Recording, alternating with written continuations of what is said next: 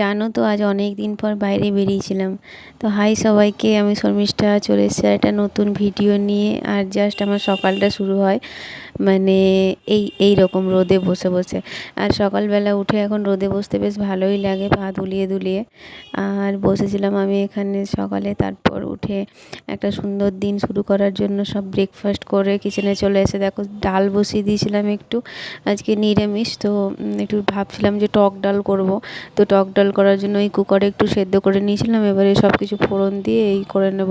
তারপর বিকেলবেলা ভাবছিলাম একটু বেরোবো, মানে কতদিন বাড়িতে থেকে থেকে একদমই ভাল লাগছে না একদমই। হ্যাঁ, তো আলু পোস্ততে দেখো আর কি, মানে আমাদের নিরামিষে মানে আলু পোস্ত হবেই, মানে কোনো কিছু ভুল নেই আর কি।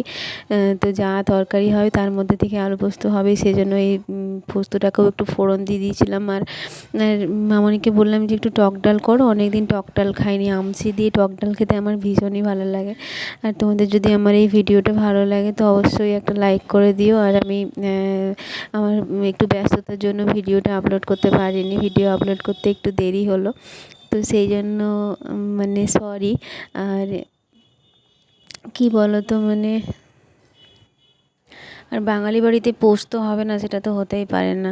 আর জানো তো আজকে তোমাদের সাথে শেয়ার করব একটা উইন্টার স্কিন কেয়ার রুটিন, মানে নাইট স্কিন কেয়ার রুটিন। আমি নাইটে কীভাবে স্কিনকে কেয়ার করি, প্যাম্পার করি, সেটাই তোমাদের সাথে আজকে শেয়ার করব। হ্যাঁ, আর তোমরা জানিও কে কীরকম পোস্ত খেতে ভালোবাসো। আমি তো পোস্ত খেতে ভীষণই ভালোবাসি, আলু পোস্ত খেতে ভালোবাসি, পেঁয়াজ পোস্ত খেতে ভালোবাসি ভীষণই আমি।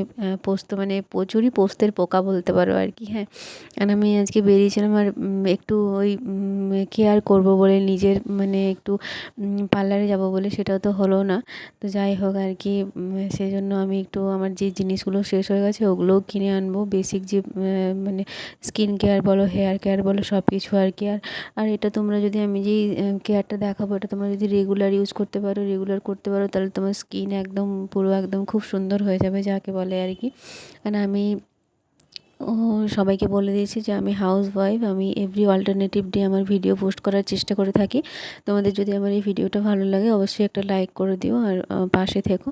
আর দেখো কথা বলতে বলতে আমার রান্নাটা প্রায় হয়ে গেল। আর আলু পোস্তর মধ্যে আমি দেখেছি এই বাড়িতে বড়ি দেওয়ার চল আছে, আমাদের ওই বাড়িতে নেই।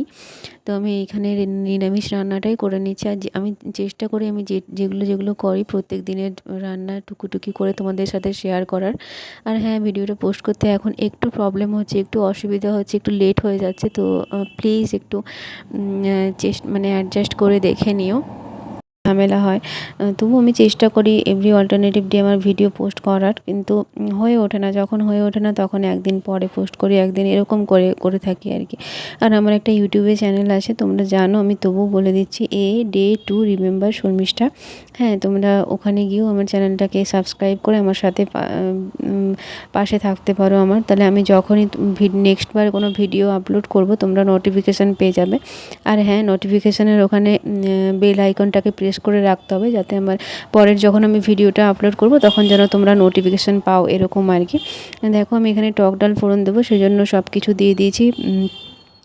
পাঁচ ফোড়ন থেকে শুরু করে কারিয়া পাতা, শুকনো লঙ্কা, আর ডাল ফোড়ন দেওয়া হয়ে গেল। এবার আমি হালকা করে একটু পাঁপড়টাকে ভেজে নেবো। কেন বলো তো, আজকে নিরামিষের মধ্যে তো টুকিটাকি একটু ভাজাভুজি হলে খাওয়াটা খুব ভালো হয় আর কি। হ্যাঁ, তোমরা, আর আমি কখনো পকোড়িও ভেজে থাকি, বা কখনো বেগুনিও করে থাকি, কখনো পাঁপড় ভেজে থাকি, এরকম করতে থাকি।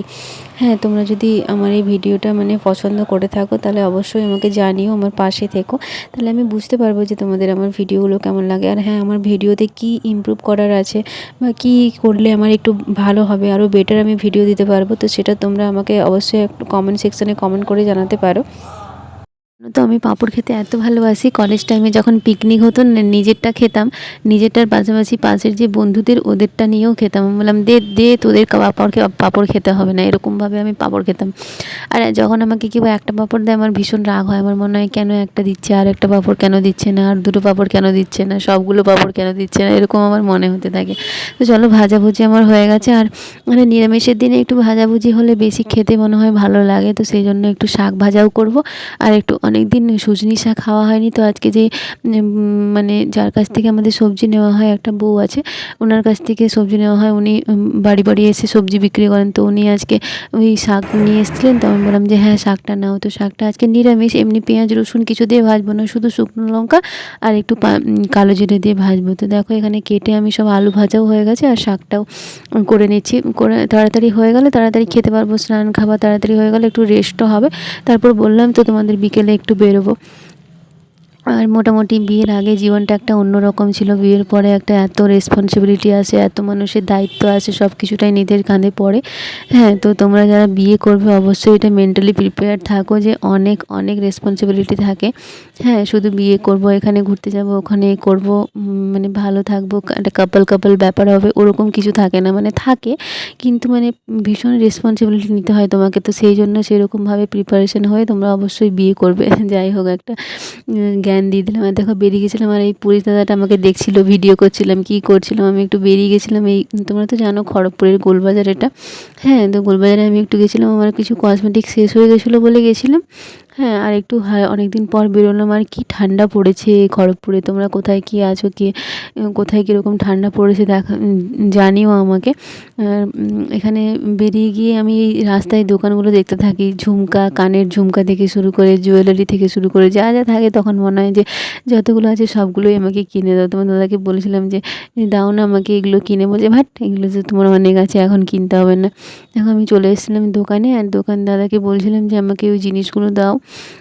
মানে একটা শ্যাম্পু শেষ হয়ে গেছে, ওটাই আর কি। তারপরে একটু চা খেলাম দুজন মিলে, আমি কফি খেলাম, ও চা খেলো। দেখো কি লেখা আছে, হ্যাঁ, মাস্ত মাস্ত লেখাগুলো আছে। আর এই কাটলেটটা নিয়ে এসেছিলাম, আর এই এই জিনিসগুলো আমার শেষ হয়ে গেছিলো, এগুলো কিনে এলাম।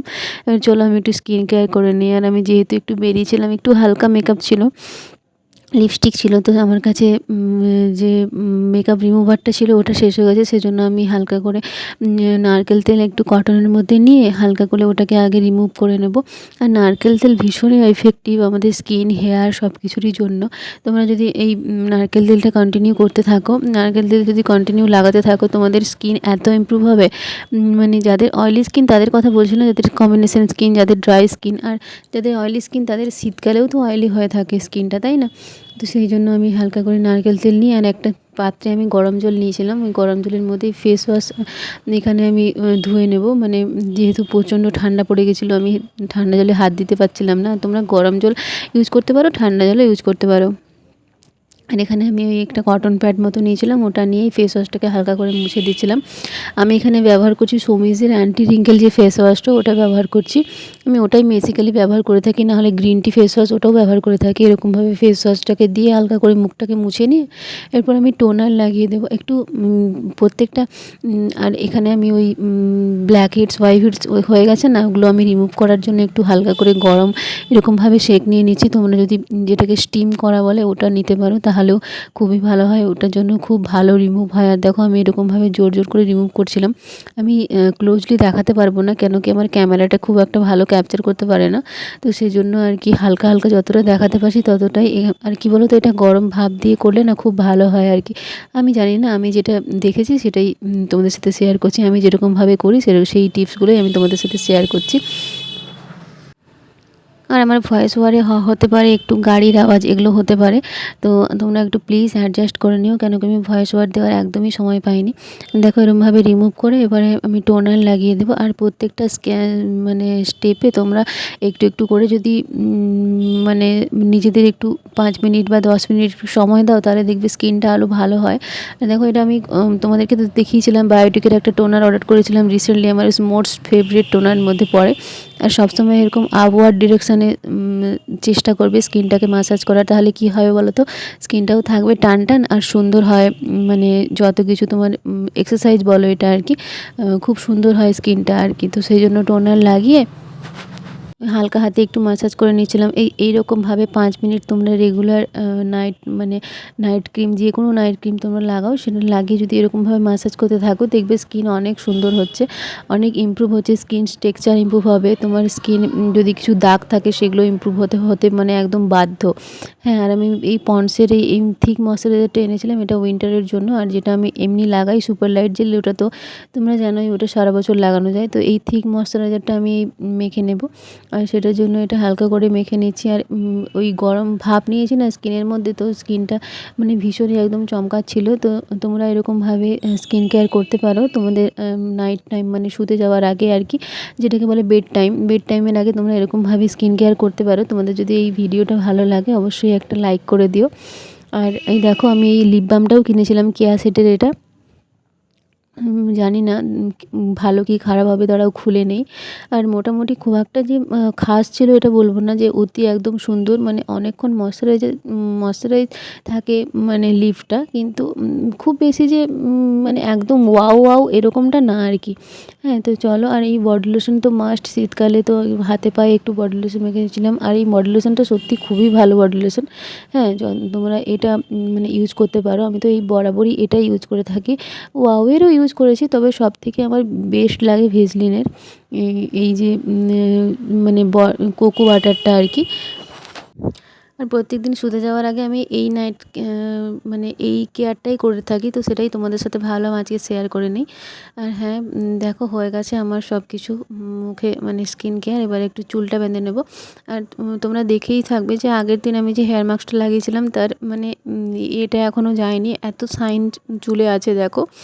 খুব সুন্দর হেয়ার মাস্ক, এফেক্টিভ একটা হেয়ার মাস্ক ছিল ওটা। আর দেখো চুলটা মানে ভীষণই আমার শাইনি হয়ে গেছে। হ্যাঁ, আগের থেকে আমার চুল ভীষণই উঠে গেছে, সেটা তোমরা বলতে পারো, বা আগের কোনো ফটো দেখলেই আমার বুঝতে পারবে চুল আমার প্রচণ্ড উঠে গেছে। তো আমি ভাবছি কি জানি চুলটাকে বাড়াবো না কেটে দেবো, এইটা আমি ভীষণ কনফিউশনে আছি। তোমরা আমাকে জানিও আমি কি করব। হ্যাঁ, তখন দেখো আমি চুলকে প্রত্যেকদিন রাত্রিবেলা শুতে যাওয়ার আগে এরকম বিনুনি করে শুতে যাই। তো সেই আর কি বিনুনি করে নেব। আর আমার বিনুনিটা এখন দেখলে আমার নিজেরই কষ্ট লাগে যে এত মোটা বিনুনি ছিল আর এখন এত ছোটো সরু হয়ে গেছে। তো সেই আর কি বিনুনি আমি করে নিচ্ছি। করে নেওয়ার পরে এবারে শুতে যাব। তো আজকের জন্য ভিডিওটা এতটাই, দেখা হচ্ছে নেক্সট ভিডিওতে।